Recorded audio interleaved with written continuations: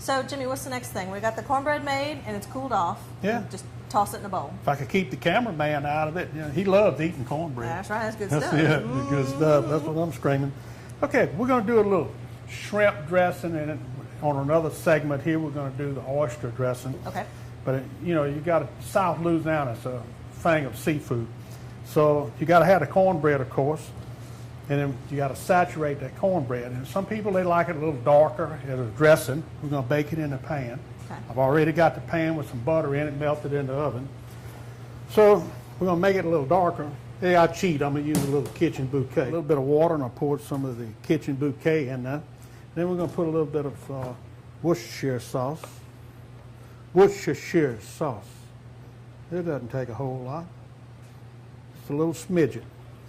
And you know, I like a barbecue sauce. It has a good flavor to it, even though it doesn't taste exactly like barbecue when you're doing it, but it sure enhances a little flavor.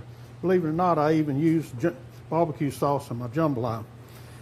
And then I got the seafood boil. I poured some out in this little thing. It doesn't take much, just quarter teaspoons, all I'm putting in there, or should I say a half, is all I'm putting in of that.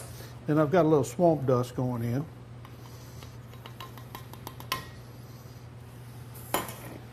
And we're going to mix this up, and this will go into the cornbread once we get through this.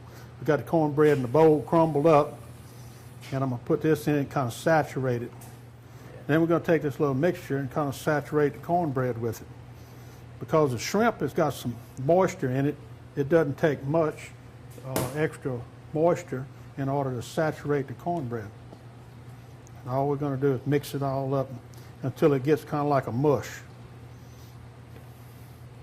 All right, I got all the moisture mixed up in here and kind of like a little bit of paste, you know, and that way all the little clumps is saturated and mashed out evenly so that when you do the dressing, it doesn't have little dry spots in it.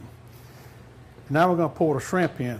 I'm just going to leave the shrimp whole, so it's a wonderful mouthful at a time. And we're going to pour those in. And the shrimps has got some moisture in it. But